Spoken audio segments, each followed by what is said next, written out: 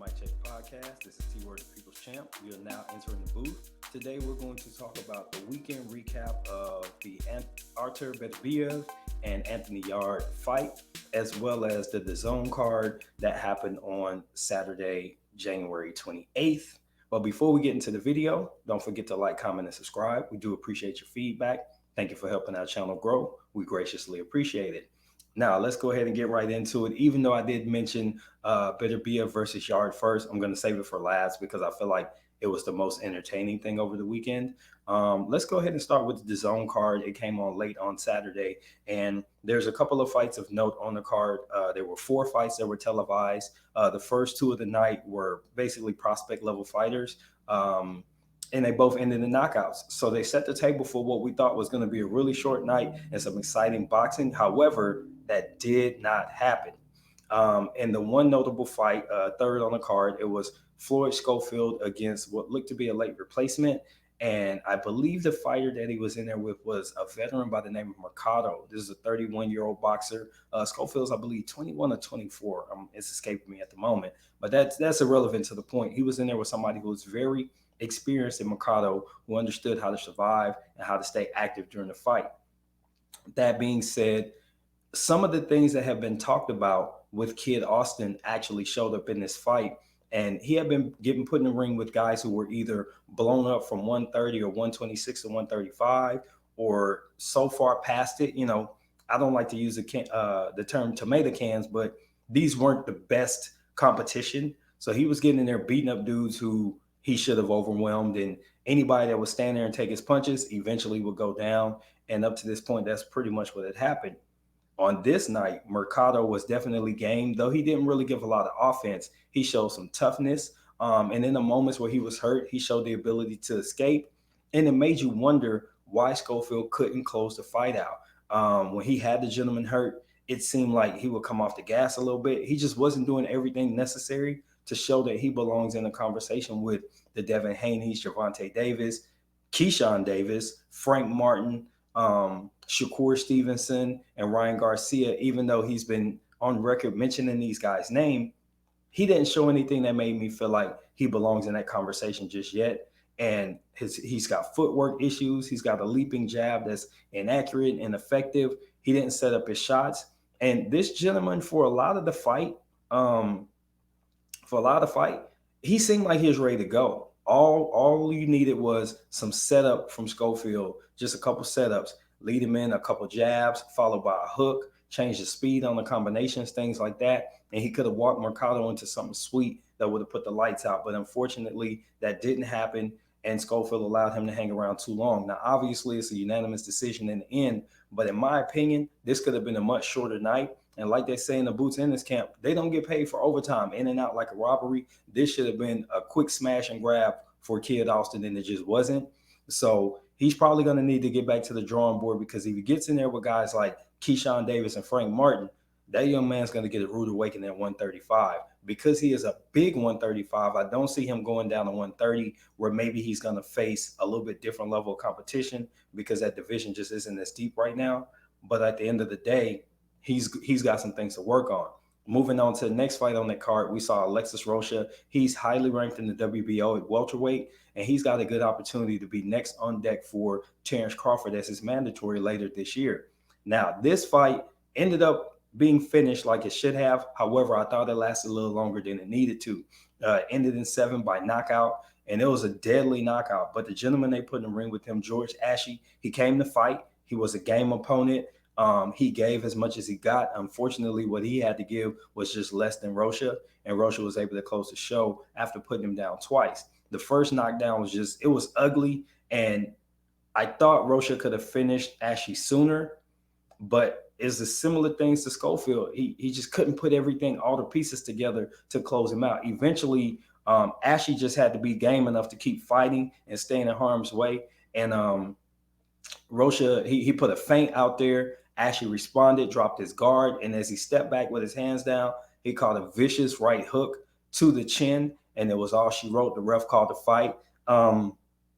You could see that Ashie really was kind of done maybe about 3 rounds before, but Rocha just couldn't put him out. He couldn't catch him. He couldn't put the combinations together. And you're starting to see some similarities in some of the fighters that are trying to move into that contender status and are about to be getting championship shots. Um, they're not able to finish well, and they're not even able to stop guys from moving. You can see them running away, and they're just chasing guys around the ring versus cutting the ring off, walking dudes into shots, and closing the show, or at least just making them stand there and take punishment until you break their will. They're just chasing dudes around round after round, and it's not a good look. These are some ugly victories that are happening for some of these high level prospects and contender level fighters. So I'm wondering what's going on in training camps, whatever. Now I'm not training these guys, so I'm not slugging somebody's trainer, but I do see some areas for improvement. Something else that happened on this broadcast that I want to mention before we move on. Oscar De La Hoya did a side interview with, I believe, Sergio Mora, and they were talking about a picture that was taken with um, Teeence Crawford and Oscar De La Hoya.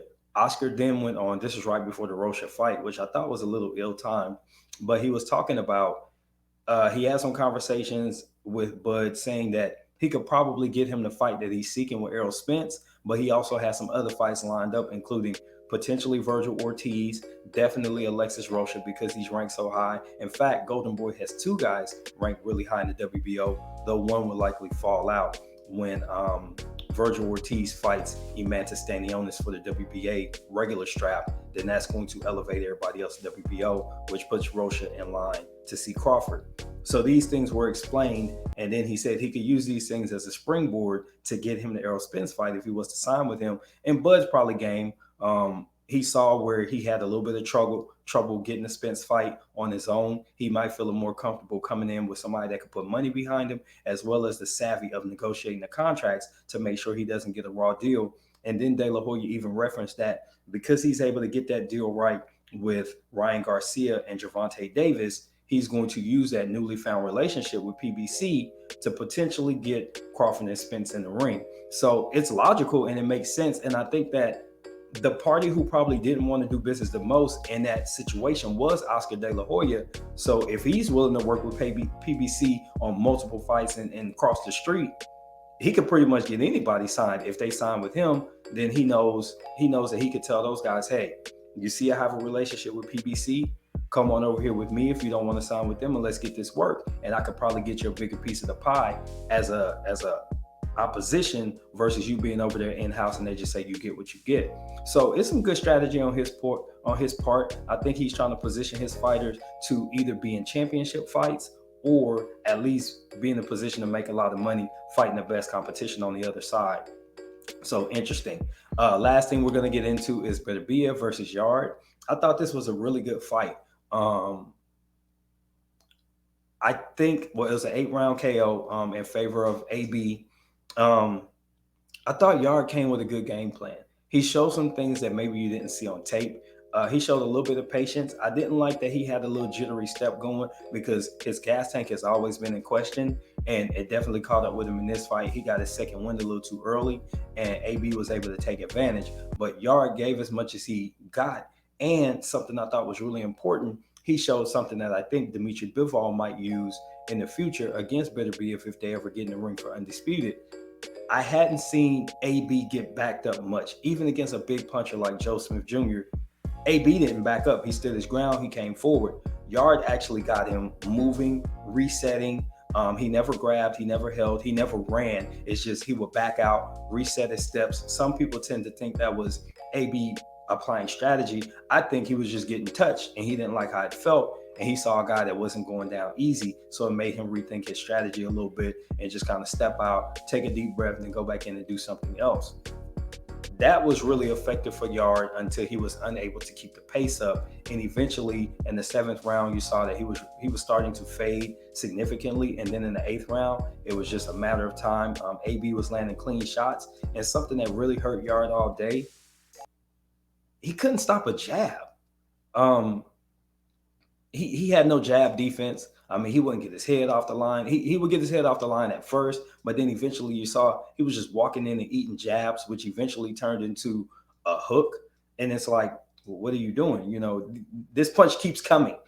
Somebody in your corner has to tell you, like, hey, man, you can't eat another jab, but we're going to pull you up out of there. And eventually, I think they had seen enough in the 8th round. He went down. He got up and looked a little bit He looked a little bit shaky, but I thought he wanted to continue. But his corner called the fight. They jumped up on the apron and said that was enough. And sometimes you have to think about the best interest of your fighter, and they did that. So I'm not really mad about the stoppage. I thought it was a valiant effort for Yarde. It's still up from here because he's young enough to keep competing. And with Beterbiev being older and Bivol maybe even moving up at some point or moving around chasing belts and money, he may not necessarily just compete at 175, which will open the door for other guys at light heavyweight to get a chance at a title in his absence. Some interim shots, some mandatory shots against Bivol. Those things might happen, and I think Yarde is in that mix because with Beterbiev being 38 years old, I don't see him continuing past another year or so. I just don't see him as a guy who's going to want to fight at 40, especially if he's already been a unified champ in the light heavyweight division. So that was my weekend recap. One last note. There was a fighter on the top rank card, which I thought was weird. He came into the ring with a 7-96-1 record, but he's only been stopped like 4 times. That was so weird to see. I'm sure he was a super late replacement, but it was just interesting that they brought him on the card and left it on the televised portion after they'd already had a title fight ahead of that fight on the card. So some interesting stuff went on with Top Rank, but hey, you get what you get. It was a good Saturday of boxing, interesting, entertaining stuff. Hopefully you all enjoyed it as well. And you enjoyed this video. This has been the Mic Check Podcast. I'm exiting the booth. I'm T Word. Until the next time, peace out.